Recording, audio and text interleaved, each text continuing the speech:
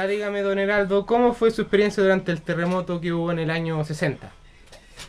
Bueno, la experiencia del terremoto del año 60 fue terrible porque yo en esos años vivía en Lota Ujú. y justo en esa época me tocaba de ir a desfilar el día Ya. 21 de mayo, Ujú. en la mañana. Y el terremoto en Lota, por ejemplo, en el sector donde nosotros vivíamos, comenzó a las 6 de la mañana. Había una niebla, Sí. tupía, y yo tenía una flojera de levantarme para no ir a desfilar, porque como era uno de los alumnos más altos, teníamos que ser los primeros que Ah, desfilaban. claro. Y a todo esto, yo pertenecía en ese tiempo al colegio número 4 de Lota, el colegio de hombres, claro, colegio de hombres número 4 de Lota. ¿Mm? Y, y el terremoto, pucha, fue terrible. Nosotros vivíamos unas casas que la compañía carbonífera de Lota le entregaba a los mineros. Vivíamos en una casa, en un pabellón que era de 2 pisos. Ese pabellón se partió, pero se partió la chimenea que tenía las casas, eran chimeneas compartidas, Ujú. que tocaban 4 casas en el compartimiento de esa chimenea. ¿Mm? Y se partió arriba la chimenea y se inclinó abajo y ya nadie más pudo habitar eso hasta que no hubiera una reparación. Pero el terremoto fue terrible porque las casas eran todas de teja en esos años, arriba, pero estaban todas pegadas con cemento las tejas. Ah, Entonces, cuando pegaban la corrida, salía toda la corrida para abajo. Nosotros vivíamos en el pabellón 46, nosotros teníamos la pieza 24. En esa parte murieron varias personas, varios vecinos ahí, por el hecho de salir arrancando y como había una altura que había que bajar para abajo con escaleritas así, las personas bajaban y justo en ese mismo momento caían las tejas para abajo. Y casi todas murieron destungadas, porque las tejas les llegaban justo aquí en la parte del cerebro. ¿Mm? Y la tierra se partió la tierra. Eso fue el día sábado, siempre me acuerdo yo el día sábado del 21 de mayo, a las 6 de la mañana. Y oscuro, con una niebla que no se veía nada casi. Pasó ese momento y todo el día estuvo temblando de a poquito, de a poquito, de a poquito. Al otro día, el día domingo, como a las 3 de la tarde, viene un inmenso ruido del mar y empieza a temblar. Pero ahí en ese momento nadie se podía sujetar de pie. Nadie. Ni los animalitos que andaban alrededor ahí, tampoco nada. Se caían los caballos, por ejemplo, los animales vacunos. Se les cruzaban las patas, era imposible que caminaran. En esa parte donde vivíamos nosotros ahí se partió la tierra. Y la tierra, digo, y ahí cayeron varios animalitos adentro y nunca más se pudo sacar volvieron. porque murieron, claro, murieron a cuánta profundidad para abajo. Nosotros vivíamos frente a la caleta del Danco de Lota, en Lota Alto. Y el mar también se recogió, también hubo maremoto, pero no hizo daño. En ese sector no hizo daño. Como que fue mínimo. Claro, el daño fue mínimo que ocurrió ahí. Pero el día netamente del terremoto era cosa terrible. Había una construcción que era nueva, era sísmica, sí, que la compañía había hecho frente a la casa donde nosotros vivíamos, el pabellón que nosotros vivíamos, que se llamaba el colectivo de obreros solteros. Todo, todo minero que era soltero podía ir ahí y ahí le entregaban una pieza, qué sé yo, y habían un colectivo, o sea, hay almuerzo, qué sé yo, para ellos, comida, Pero hubo un dormían, hospedaje para hay los agua que claro, estaban hay solos. agua caliente, de todo para ellos. ¿Sí? Y ese edificio bailaba, bailaba totalmente, pero no se vino abajo el edificio, aguantó, pero ni siquiera se partió ese edificio. Pero sin embargo quedó la embarrada nomás. Y a la mayor parte de las personas después, a las que sacaron del terremoto, casi todos fueron llevados los cadáveres al colegio, ¿cómo se llama? Colegio grande que había en Lota arriba, ¿no? En Lota Alto. Eh, no, ¿cómo que se llama? ¿Cómo se llama el dueño de las minas en esos años? cuando era compañía. Ay, Matías Cousiño, el colegio Matías Cousiño. Ya. Ahí fueron velados, pero habían cualquier cantidad de personas velándose, niños, matrimonios enteros, qué sé yo, completamente. Y en esa época llegaron 2 barcos de guerra a Lota. Uno fue el O'Higgins y el otro el Cochrane, si no me equivoco. Los marinos llegaron a ayudar a evacuar las personas, qué sé yo, y a echar abajo los edificios. Ya que eran un riesgo. Un riesgo total, pues. De los hospitales no daban abasto. La compañía carbonífera tenía un buen hospital, buenos médicos. Y el hospital que había abajo, en Lota abajo, ese no... Era nuevo también, pero también aguantó, pero también harta gente llegó y quedó bastante destrozado quedaron. Fue terrible pensar, y en esa época, justo los mineros del carbón estaban en huelga. Hacían 2 meses o 3 meses parece que estaban en huelga por beneficios que querían, ya sea por salario, beneficio extra. Y también los pilló a todos sin dinero, sin nada. Y la compañía después se abrió a conversar con la gente y se arregló esa situación. Ya luego se empezaron a trabajar los mineros, qué sé yo, y todas las familias empezaron a recibir, digamos, un incentivo de dinero como para poder recuperarse ellos un poco de lo que había pasado. Yo creo que con eso podría hablarte casi más del terremoto, pero el terremoto fue grande. Okay. Que nunca, a pesar que he pasado 3 terremotos, pero nunca he sentido uno tan grande como ese. Y el inmenso Ahora ruido bien, que produjo. ¿cómo fue su vida estudiantil durante, bueno, ahí mismo en su colegio, durante su adolescencia y la niñez? Bueno, mi niñez fue una niñez no con mucho cariño de los padres, porque en ese tiempo los mineros eran como te dijera, eran personas totalmente soberbias.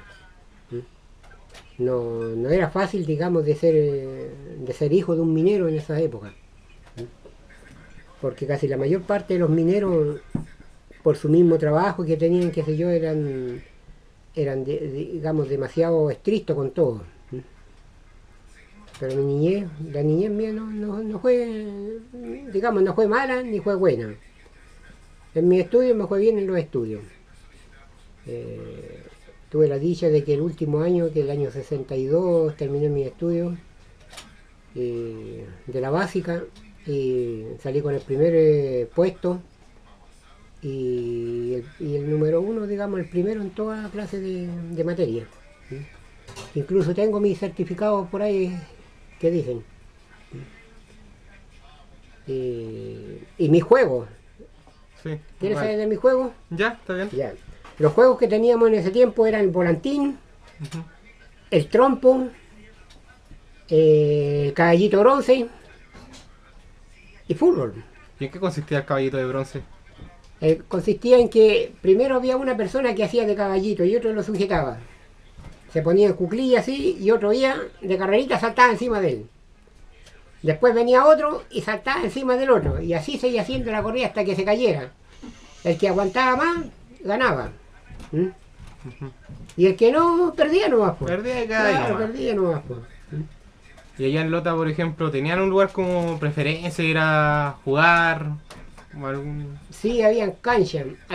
Por ejemplo, nosotros mismos cuando íbamos a jugar al fútbol, por ejemplo, íbamos a la playa, porque ahí la playa era grande, la playa de Lota abajo. Ahí íbamos, o bien íbamos al estadio de Lota. O los conseguíamos porque había colegios grandes también que tenían cancha ellos y también prestaban las canchas. Pero también se jugaba harto al básquetbol. Pero a mí nunca me tiró el básquetbol, siempre fue el deporte, digamos, del fútbol, el ar volantín, andar cortado a los otros. En ese tiempo no usábamos hilos curados. ¿Qué tipo de ir usar? Usábamos el hilo común, corriente nomás, pues. Había un hilo que se llamaba oso número 0. Utilizábamos eso y lo encerábamos. con cera común, ¿no? Que es la que producen las abejas. Entonces con eso lo habíamos luchado y de repente uno hacía pavos, los pavos se comprendían el volantín más grande que era como 1 metro y tanto, y ahí se mandaban comisiones con esos pavos. ¿Cuál de todo el pavo aguantaba más comisiones para arriba? Ah. La comisión, ¿en qué consistía?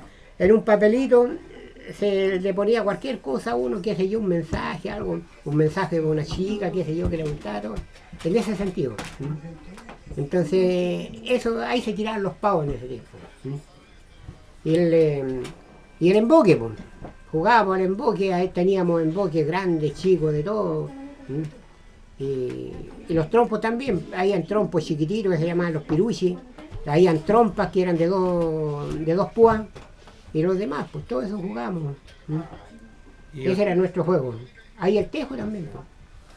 Eran como puros juegos tradicionales. Claro, juego tradicional, no, antes no se conocía nada, la cuestión. Y en esa época también las películas eran, por ejemplo, en el Teatro de Lota Alto se daban películas 3 veces en la semana, que era el día sábado, domingo y el día miércoles. Y el Teatro Lauri, que existía en Lota Abajo, ese daba todos los días, daba películas, puras películas mexicanas, ¿no? Era como las de moda. Claro, en la moda, pues. Era la moda en ese tiempo. La moda.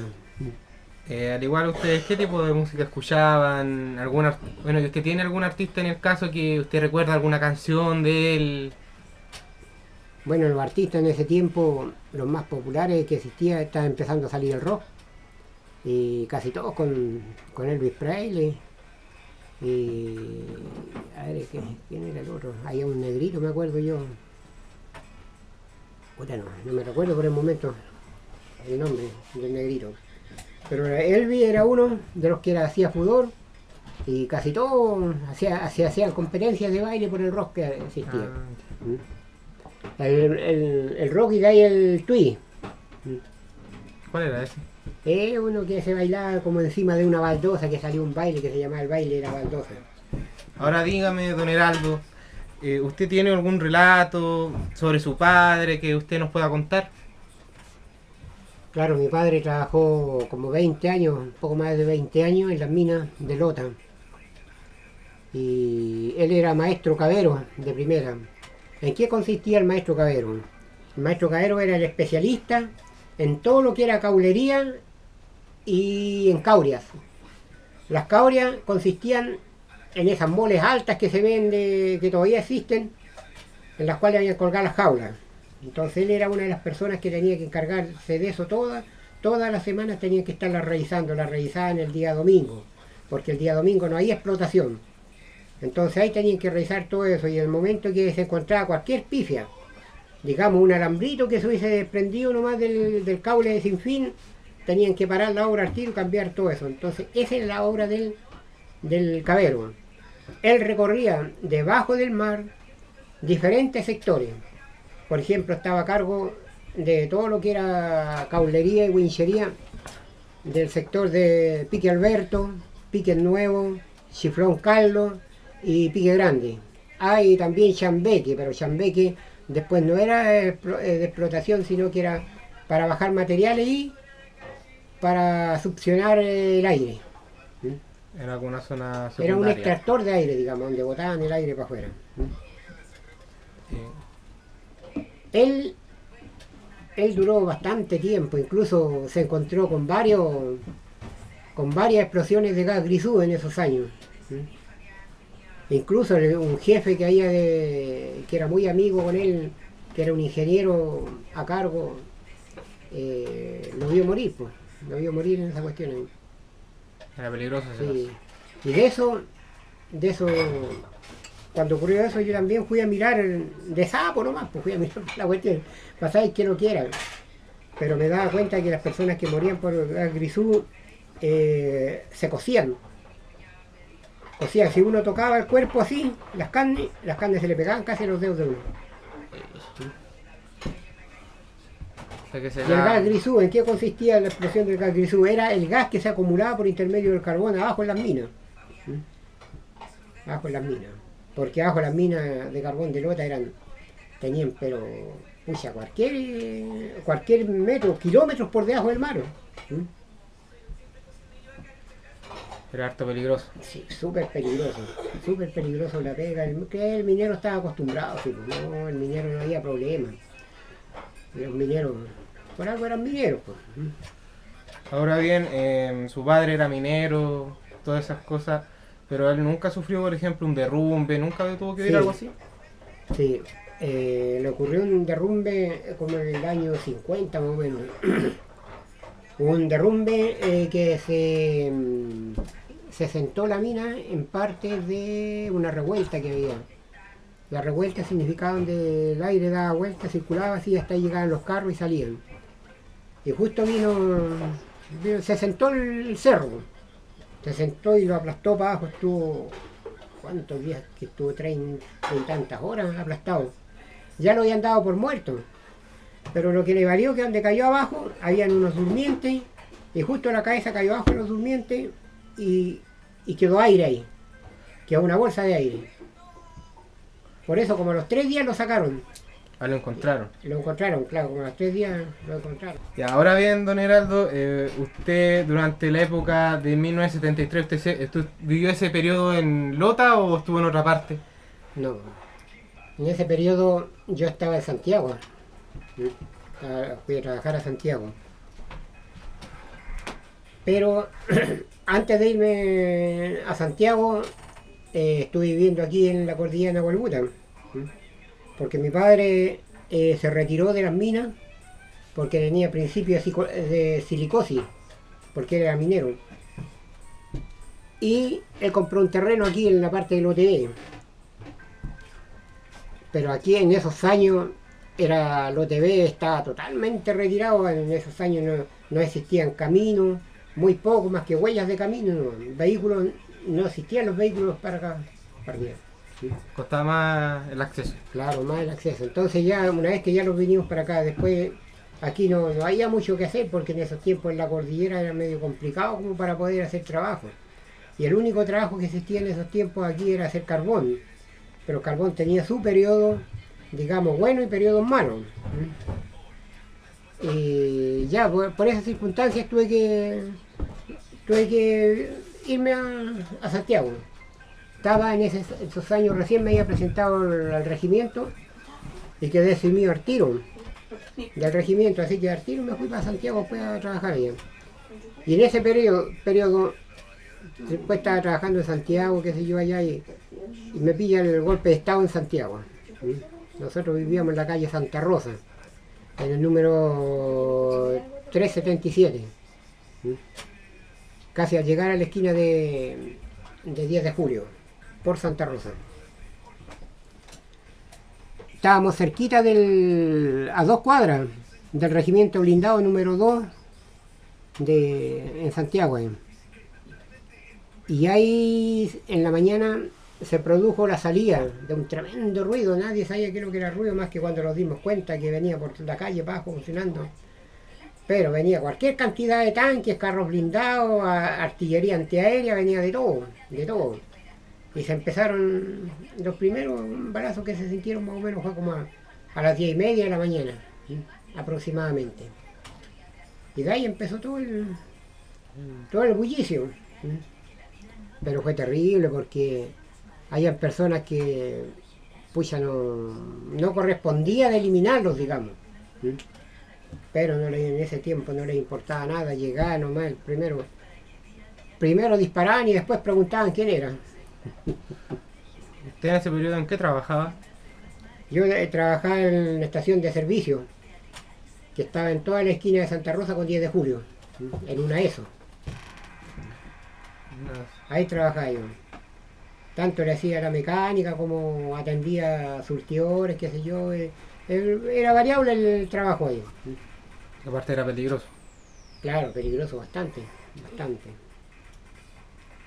Y ya pues pasó el primer día del bombardeo, qué sé yo, todo, y después toque queda, y no se podía mover nadie, y a mí me tocó, como vivía al pie de la empresa, me tocó de quedarme casi todos esos días resguardando la empresa. Pero por mandato del patrón, del dueño de la bomba. Así que, pucha, pasé todo el tiempo ahí entre medio los militares, qué sé yo, pasaban, llegaban de repente en la noche, carros blindados, cuidar el servicentro, porque el servicentro que tenía benzina en ese tiempo. Y, y era complicado, complicado. Ahí en esa misma esquina murieron hartas personas, personas que a veces los pillaba el toque queda y no hallaban para dónde arrancar, pues, era imposible. Y fue complicado, fue bastante complicado. No le daría a nadie que pasara un golpe de estado así como el que pasamos nosotros en esa época. Porque no había respeto por nada. El militar hacía lo que quería.